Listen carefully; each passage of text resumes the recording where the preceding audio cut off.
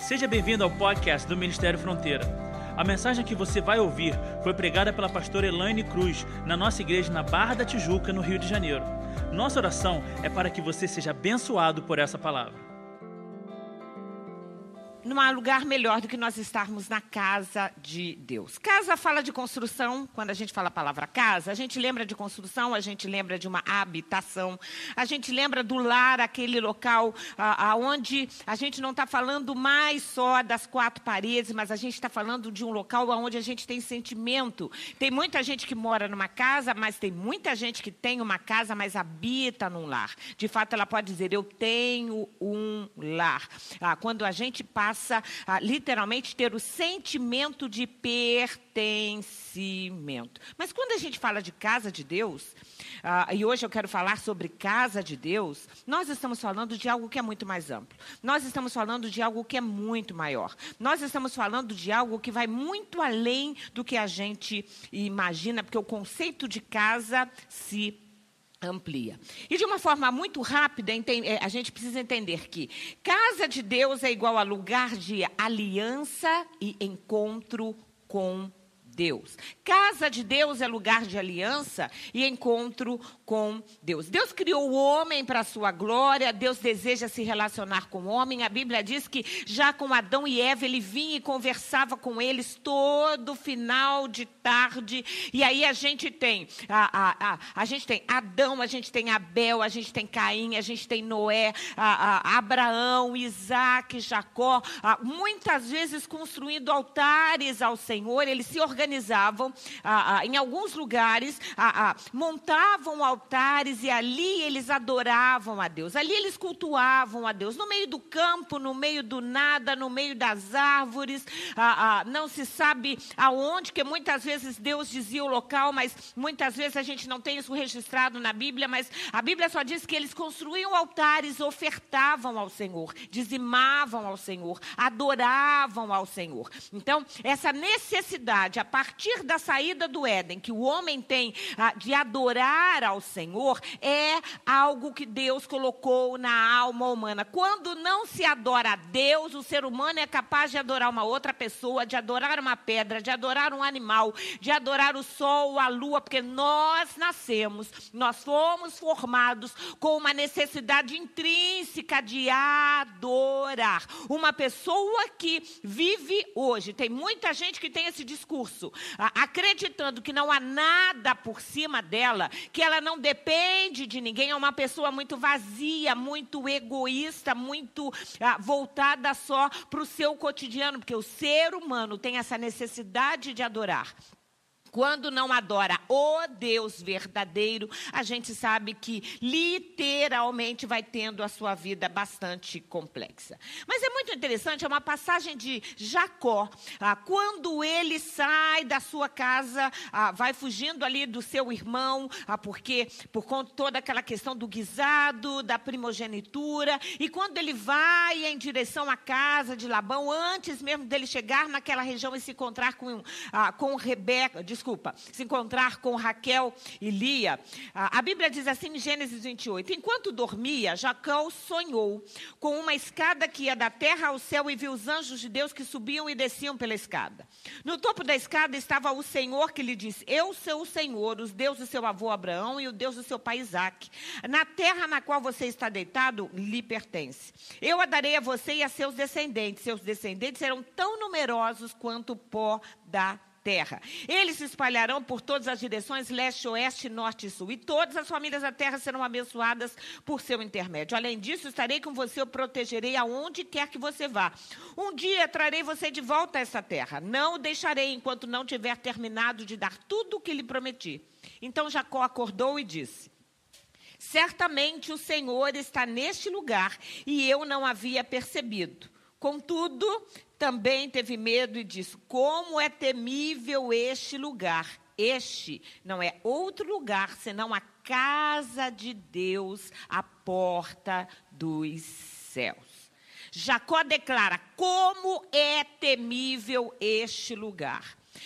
sempre me surpreende muito, me chama muita atenção, quando pessoas católicas passam na frente de cemitérios ou de uma igreja católica, e elas literalmente, sempre que passam, elas fazem o que eles chamam do sinal da cruz, né? Que eu não sei fazer, graças a Deus nunca precisei, enfim. Fazem o sinal da cruz, no sentido de reverência. Podem estar, às vezes, está conversando, está dirigindo o carro, passa em frente e faz um sinal da cruz. Para uma construção, porque olham para aquilo e entendem, isso aqui é especial. Me assusta muito quando a gente lida com a casa de Deus de uma forma tão banal. Jacó disse, este lugar é onde Deus está. Este não é outro lugar senão a casa de Deus. E a Bíblia diz que quando ele tem essa consciência, ele teme. Teme no sentido de ter temor. Teme no sentido de reverência. Sempre que você entrar neste lugar que foi consagrado ao Senhor, que é casa de Deus, entenda, este é um local temível. Nós precisamos aprender a temer a casa de Deus, a amar a casa de Deus, a reverenciar a casa de Deus, porque não é a minha casa, é a casa de Deus. Aqui não sou eu que falo, é Deus que fala. Aqui não é a gente que faz, é Deus que faz, é Deus que converte. É Deus que salva, é Deus que cura, é Deus, é a casa dele. Então, quando você passar por aquele portão lá fora, não precisa fazer sinal da cruz, até porque não adianta de nada, né? Mas que você entenda internamente, eu estou entrando na casa de Deus. Eu estou entrando na casa de Deus, a porta dos céus. A gente está falando de Gênesis. Porta dos céus. Sabe qual local é esse aqui? Esse aqui é a porta dos céus. Para chegar aos céus, a gente tem que passar pela porta.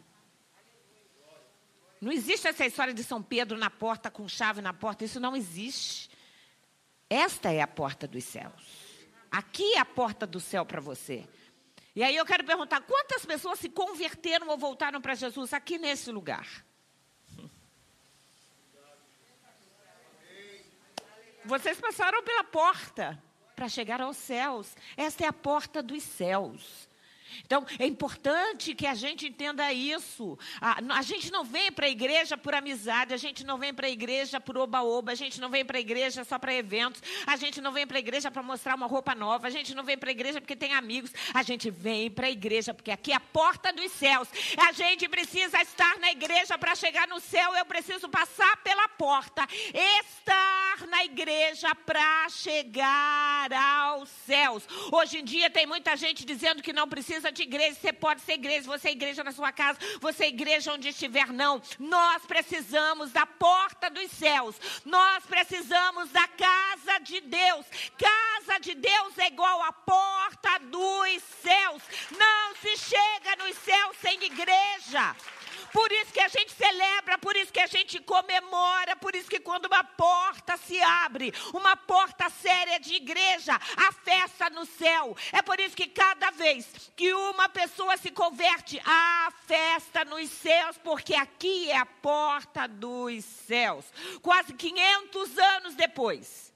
Moisés, você conhece esse texto? Eu não vou ler por causa do momento, por causa do tempo. Moisés, 40 anos tinha habitado no palácio, já estava 40 anos cuidando de ovelhas do seu sogro. Aí, de repente, um dia ele sai de casa, encontra, olha uma sarça, na verdade um arbusto que estava queimando e não se consumia.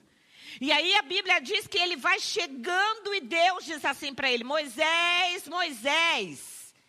E aí ele diz, aqui estou. E aí Deus diz assim, não se aproxime mais, o Senhor advertiu. Tire as sandálias, pois você está pisando em terra santa. Este local, todo local onde Deus habita, é santo. É santo. ainda não havia tabernáculo. Foi muito antes de Moisés montar o tabernáculo, que acontece alguns anos depois. Mas o local aonde Deus está é santo, é santo. Eu gostaria muito, em nome de Jesus, ore e peça isso a Deus, se você tiver fé e se você quiser. Mas eu gostaria muito que vocês vissem tantas coisas que quantas vezes nós vemos aqui quando nós estamos cantando, quando nós estamos louvando, quando nós estamos adorando, tantas vezes o céu se abre, há tantos anjos trabalhando, há tantas pessoas aqui que eu posso olhar e lembrar exatamente. Às vezes a gente chegava em casa, ou às vezes ao longo do culto, eu dizia para o Álvaro, hoje fulano ficou completamente liberto, porque a gente vê Deus agindo, a gente vê Deus livrando, a gente vê demônios saindo, a gente vê gente sendo curada, e Deus faz.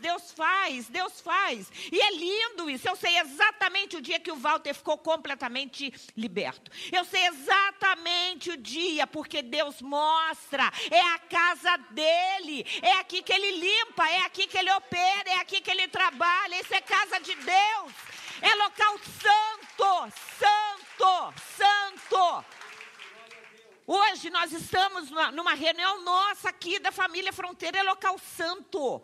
O dinheiro que vocês colocam na oferta é santo. O dízimo que vocês trazem para a igreja é santo. Cada palavra que a gente prepara em casa, a gente prepara diante de Deus. Deus sabe da minha vida, Deus sabe do Álvaro, senão eu não teria. Eu não tenho necessidade disso. Eu dei aula a minha vida inteira, viajei pelo mundo apresentando trabalhos de psicologia do Canadá. Já viajei para tantos lugares. A gente está aqui porque isso aqui é santo. A gente faz a obra de Deus com seriedade porque isso aqui é santo. A gente não abriu igreja para ser conhecido ou para ser famoso. A gente não abriu Fronteira para ganhar dinheiro, para seja lá o que for. Eu jamais pensaria na possibilidade de não ter filhos da presença de Deus, de não ter um casamento na presença de Deus e achar que eu estou pronta para pastorear, seja lá o que for. Isso aqui é santo. Essa igreja é santa, esse lugar é santo. O Deus desta casa é Deus santo. E todas as vezes que você entra aqui, é por isso que a gente agradece, porque na santidade de Deus, Ele nos santifica. Através da santidade divina, nós somos tocados. Através da santidade da palavra, eu e você vamos sendo santificados. Porque este lugar é santo. A gente chega como está, mas a gente precisa se converter, a gente precisa mudar conceitos, a gente muda a vida, se converte na casa de Deus. Se você entende isso, é tão lindo, igreja. É tão lindo. As pessoas, desculpem, a maioria de vocês que chegou aqui sem ser crente, chegou feio. Chega feio, chega pesado, semblante fechado, a cara amarrada. E é muito lindo a gente ver como a pessoa vai se abrindo, como a pessoa vai ficando linda, como a pessoa vai ficando bonita, como a pessoa vai ficando alegre. Porque é exatamente assim, a beleza da palavra, que vai limpando, que vai lavando, que vai trocando. E é muito lindo a gente ver essa obra de santificação. Mas casa também fala de construção, de habitação, de morada. Quando a gente diz eu moro no rua tal, no endereço tal, a gente tem um endereço, tem um local específico. Os anos passam, os anos passam depois desse episódio de Jacó para Moisés, são 500 anos, cerca de 500 anos. Os anos passam, e aí Deus ordena, quando o povo já estava no deserto, que Moisés construísse um tabernáculo. Êxodo 25:8 diz assim: instrua os israelitas a construírem para mim um santuário para que eu viva no meio deles. A palavra tabernáculo significa morada, habitação. E Deus ordena. Antes, eles cultuavam no campo. Eles erguiam um altar e eles faziam culto ao Senhor. Mas Deus ordena e Ele determina, é por isso que a igreja existe. Deus ordena e determina, vocês me construam um local, um lugar aonde eu vá morar. O local da minha habitação, para que eu habite, para que eu viva no meio deles. Esse local onde nós estamos hoje, quando nós chegamos aqui, algumas pessoas lembram, era bem diferente de como está hoje. Fizemos várias obras aqui, e até hoje a gente fica pensando em tudo que aconteceu, milagre após milagre, corações abertos, doações, ofertas. Até hoje a gente fica pensando no dinheiro que foi gasto nas obras, e me emociona porque tantas doações, tanto carinho, tanto cuidado de Deus, tantos corações que se abriram. Mas a verdade é que este local foi consagrado ao Senhor. Isso aqui é casa de Deus. E tal qual aconteceu no tabernáculo, na construção do tabernáculo, houve a consagração, aconteceu aqui também. Anos depois, com Salomão, não a Davi, mas a Salomão, foi confiada a construção do templo. E Deus diz para Davi, você não vai construir, mas o seu filho vai construir um templo de honra ao meu nome. Deus não precisa de templo. É muito lindo isso. Deus não precisa de templo, mas nós precisamos de um local para ir, para adorar, para clamar, para receber, para ouvir a palavra de Deus. O próprio Salomão, quando estava na sua oração de consagração, ele diz assim, será possível que Deus habite na terra? Nem mesmo os mais altos céus pode conter Deus, muito menos esse templo que eu construí. Ainda assim, ó Deus, ouve a minha oração, a minha súplica, guarda dia e noite esse templo, local do qual dissesse, meu nome estará ali, o nome de Deus está aqui. Tudo que é feito nessa casa é feito para a glória do nome dEle, para a honra e glória do nome dEle, para louvor do nome dEle, por isso que o nome dEle está aqui. Ouve sempre as orações voltadas para esse lugar. Ouve as súplicas dos teus servos e de Israel, o teu povo, quando orarmos neste local. Sim, ouve-nos dos céus onde habita e quando ouvires, nos perdoem. Salomão estava dizendo, como é que Deus vai habitar num templo? E Deus, depois, mais tarde, em outros textos, diz, eu sou Deus que não habito em templos construídos por mãos. Mas é muito lindo que o próprio Deus responde a Salomão e diz assim, 1 Reis 9, o Senhor lhe disse, ouvi a oração e a súplica que você fez diante de mim. Consagrei, você entendeu? Não foi Moisés que consagrou. Não foi Davi que consagrou, o próprio Deus. Consagrei esse templo que você construiu, para que nele habite o meu nome para sempre. Eu posso passar, daqui a alguns anos, posso não estar mais aqui, posso estar na glória. Mas o nome do Senhor não passa. Aquilo que Ele fez nas vidas, que Ele faz na nossa vida, não passa. Salvação não tem preço. Não tem preço libertação. Não tem preço salvação. Não tem preço você ver toda a sua família convertida. Não tem preço a gente olhar a família Gama e ver o Ramon, né? Quem participou daquele camp sabe o que eu estou falando. E ver o Ramon, a forma como o Ramon chegou, cara fechada, amarrada, e sair de lá cantando, dançando completamente. Não tem preço. Isso não tem preço. Não tem preço, por mais que a gente oferte, por mais que a gente dizime, mesmo que a gente passe dia e noite, não tem preço. Porque nele, para que nele habite o meu nome, os meus olhos e o meu coração sempre estarão na minha casa, sempre estarão nesse lugar. Nós consagramos. O nome de Deus habita nesta casa. Os olhos de Deus visitam a sua casa. O coração e a mente de Deus atuam na casa do Senhor. Quando você vem para cá, eu aprendi isso de criança. Minha mãe dizia assim, olha lá, hein? Acerta, pede perdão a Deus, que quando você chegar na casa de Deus tem um raio-x. Né? Você passa por um raio-x. E eu lembro que anos depois, viajando, sempre que eu olho aquela máquina que a gente tem que passar de raio-x, eu me lembro da minha mãe dizendo, quando você chegar na igreja, fica certinha, porque lá tem o raio-x. Minha mãe dizia, pode mentir para mim, para Deus não. Deus vê lá dentro, literalmente. Os olhos de Deus acompanham. Eles sabem a qualidade do nosso louvor. Ele sabe a qualidade da nossa adoração. Ele sabe como a gente entra, sabe como a gente sai. Sabe tudo que a gente fala, cada oração, cada colocação que a gente faz diante de Deus. E aqui é o local. Aqui é o local da gente derramar o coração, da gente chorar diante de Deus, da gente se colocar. Mas a casa de Deus, a casa, no sentido de lar, também fala de reunião de indivíduos com interesses comuns, local de comunhão, com regras, valores, direitos, deveres.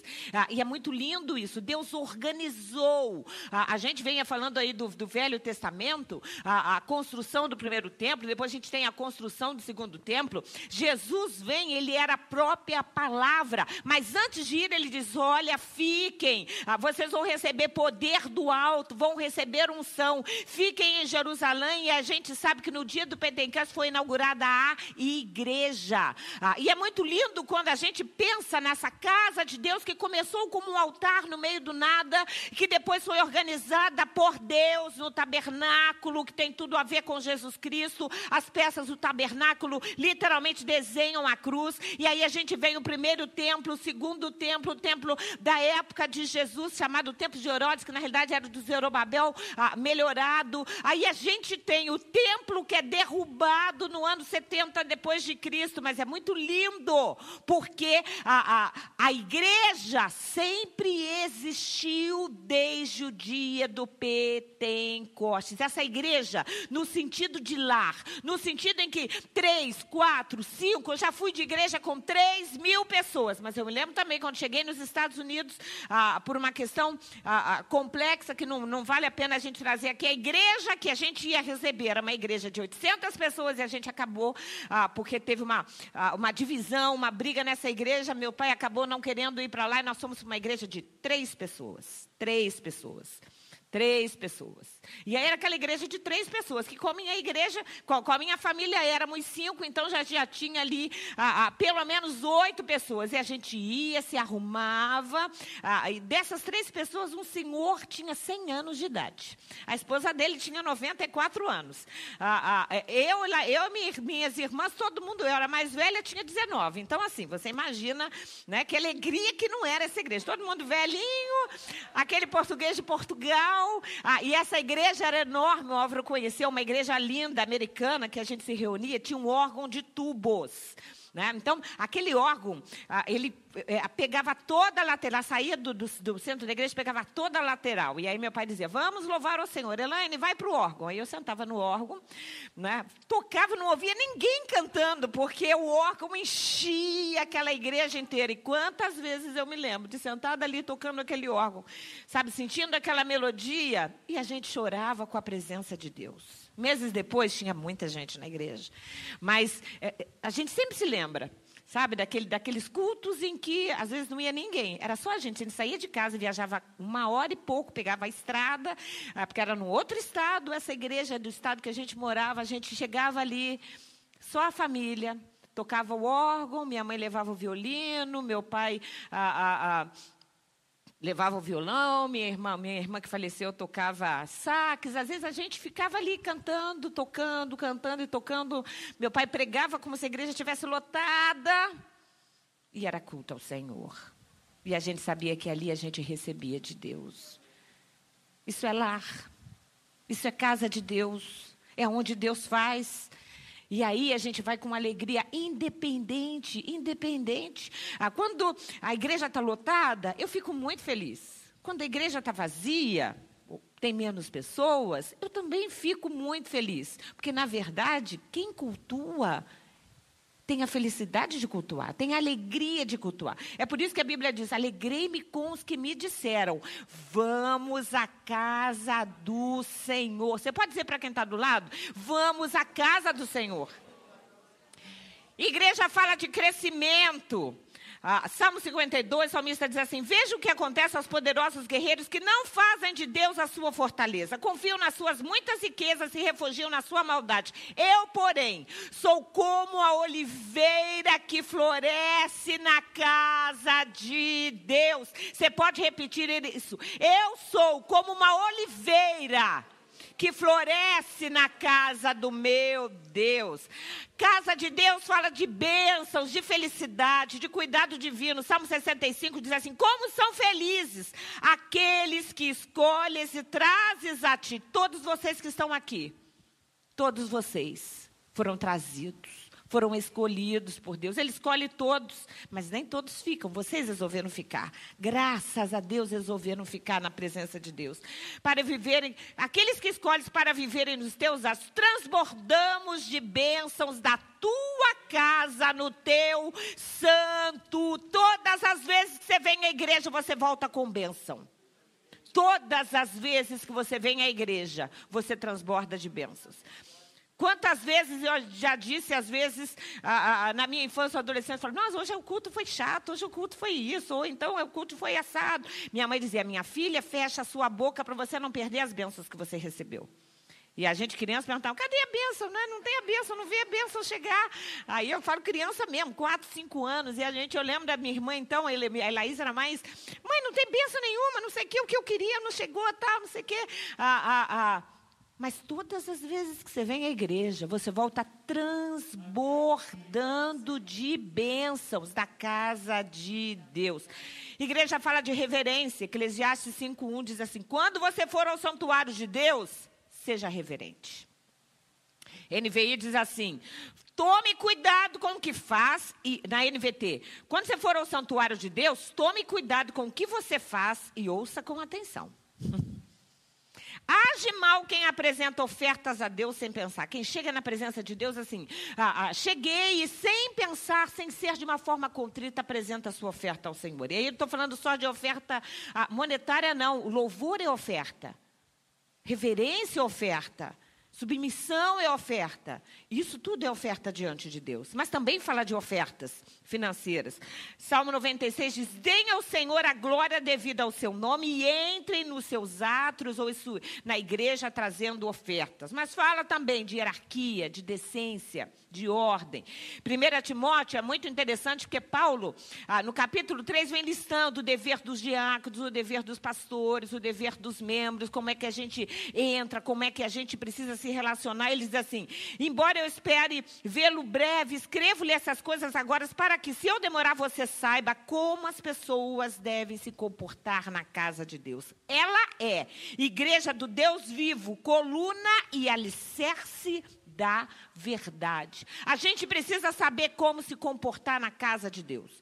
E a Bíblia ensina a amizade, afeto, veracidade, a comunhão, tantas coisas lindas. E a gente sabe muito bem como se comportar na casa de Deus. E diz: porque ela é alicerce da verdade. Mas a casa de Deus também fala do lar, dessa definição de pertencer. A palavra tabernáculo também pode ser compreendida como tenda da congregação. Então, o tabernáculo era para congregar o povo. A igreja é para congregar o povo. Por isso que Hebreus 10:25 diz assim: não deixemos de reunirmos, ou algumas outras versões diz de congregar como igreja. Congregar. E congregar significa reunir, juntar, agrupar, misturar, fundir. Eu tenho que estar fundido com todos vocês. Vocês têm que estar fundidos comigo. Fundidos. Fundir, ligar, associar, combinar, chamar, convocar, convidar, conclamar, coexistir, concentrar, conviver. Isso é ser igreja. Isso é ter lar.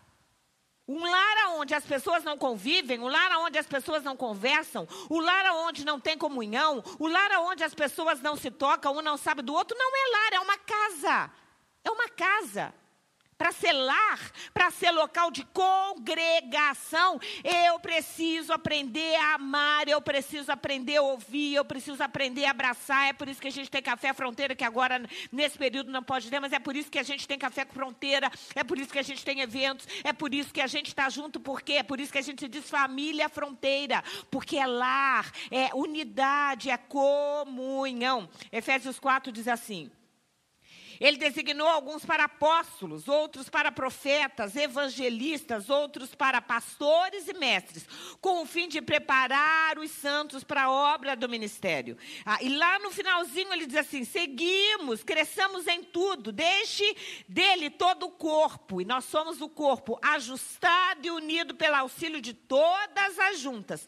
Cresce e edifica-se a si mesmo em amor, na medida em que cada parte realiza a sua função. Nós temos talentos diferentes, dons diferentes, formas diferentes, temperamentos diferentes, idades diferentes, vivências diferentes. Tem gente que já é crente há mais de 40 anos. Marquinho é crente há mais de 40 anos? Tem gente que é crente há mais de 40 anos, Helenay com certeza, né? Eu, o Álvaro. Tem gente que é crente há menos tempo, mas não importa. Nós vamos somando, nós somos um corpo. E é exatamente isso, muito bem ajustado. Por isso que a gente congrega, por isso que a gente está junto. Mas a casa também fala. Desde Jacó, da igreja, da casa de Deus, também um altar, aonde nós encontramos Deus. Não tenha dúvida disso. Todas as vezes que você sair de casa e chegar aqui, você pode não ver, mas Deus está aqui. Os anjos de Deus estão aqui. A presença de Deus está aqui. Por isso que a gente entra com reverência. Por isso que a gente faz tudo com santidade. Porque aqui a gente encontra Deus. Há um cântico muito antigo, na verdade um corinho, como a gente dizia, que diz assim: nessa noite feliz, neste santo lugar, eu marquei um encontro com Deus. Seu amor é leal, sua paz gozarei. Eu marquei um encontro com Deus. Você pode cantar mais uma vez? Nesta noite feliz, neste santo lugar, eu marquei um encontro com Deus. Seu amor é leal, sua paz gozarei.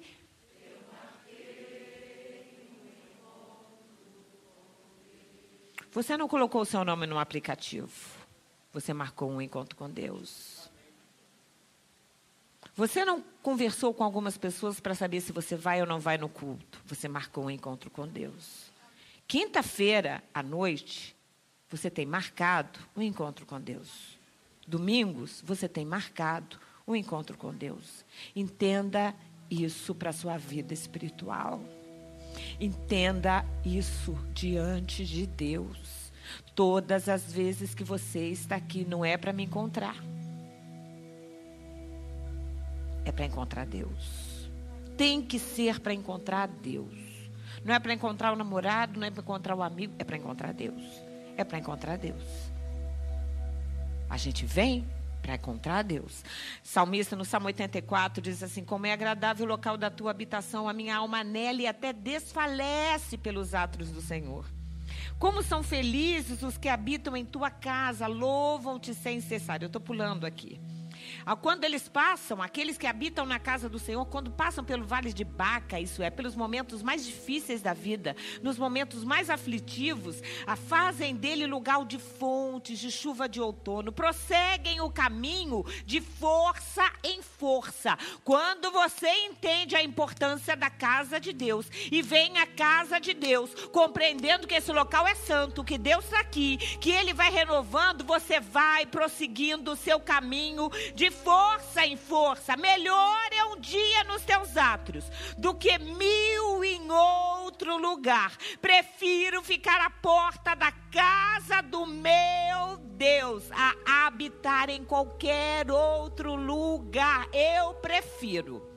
Se você me perguntar o local que for, nada é mais gostoso do que a gente estar na casa de Deus. Nada, nada. Nenhum local a gente é mais abençoado, nenhum local Deus está de uma forma atuando. Em um outro local você é abençoado, você leva a sua bênção para fora, nenhum outro lugar do que a casa de Deus. Efésios 2:19, para concluir, diz assim: Vocês já não são mais estrangeiros nem forasteiros, mas concidadãos dos santos e membros da família de Deus, edificados sobre o fundamento dos apóstolos e dos profetas. Bíblia. Tendo Jesus Cristo como pedra angular, no qual todo o edifício é ajustado e cresce para se tornar um santuário santo do Senhor. Então, entenda isso. Você vem para o santuário e aqui eu e você vamos nos tornando um santuário santo do Senhor. Então, na verdade, a gente vem para o altar e a gente tem que ser altar. A gente vem para a igreja e a gente tem que ser igreja. A gente vem para o santuário e a gente é um santuário santo ao Senhor. Mas o primeiro passo é vir para o altar, é vir para a igreja, é vir para a casa de Deus, é estar plantado na casa do Senhor. Ninguém consegue ser santuário fora da casa de Deus. Ninguém consegue ser igreja se não tiver plantado na casa de Deus. Sobre o fundamento bíblico dos apóstolos e dos profetas. Para se tornarem morada de Deus pelo seu Espírito. Esta igreja é santuário de Deus. Mas eu e você, individualmente, estamos aqui para nos tornarmos morada de Deus pelo seu Espírito. Quando Jacó olha e dá o nome de Betel para aquele local, e anos depois, 20 e poucos anos, 22 anos depois ele volta, como Deus disse que faria ele voltar, ele volta a Betel e Deus renova com ele a sua misericórdia. É tão lindo isso. Você vem à igreja, Deus fala com você. Quantos aqui já receberam promessas de Deus nessa igreja? Quantos aqui já sentiram a presença de Deus nessa igreja? Quantos aqui encontraram Deus nessa igreja? Essa é casa de Deus. Essa é porta dos céus. Aqui é Betel. A gente está no santuário para ser santo. Deus é santo, por isso que a gente tira as sandálias. Essa igreja é casa de Deus. Deus está aqui hoje. Deus está aqui em todos os cultos. Em todos os cultos. Deus vai falar com você, às vezes, de uma forma mansa e tranquila. Às vezes, Deus vai falar assim, rasgando lá dentro. Com cajadada, como a gente, o pessoal gosta de dizer. Aí, aquele louvor que faz um carinho no seu coração e tem outro que dá uma sacudida. Exatamente assim. Cada vez que a gente vem, Deus tem uma palavra diferente, Deus tem um agir diferente, Deus tem uma bênção diferente. Mas santifique-se no santuário de Deus.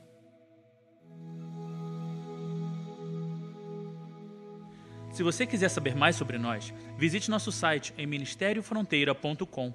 Nos encontre nas redes sociais ou faça parte dos nossos cultos todas as quintas e domingos. Que Deus te abençoe.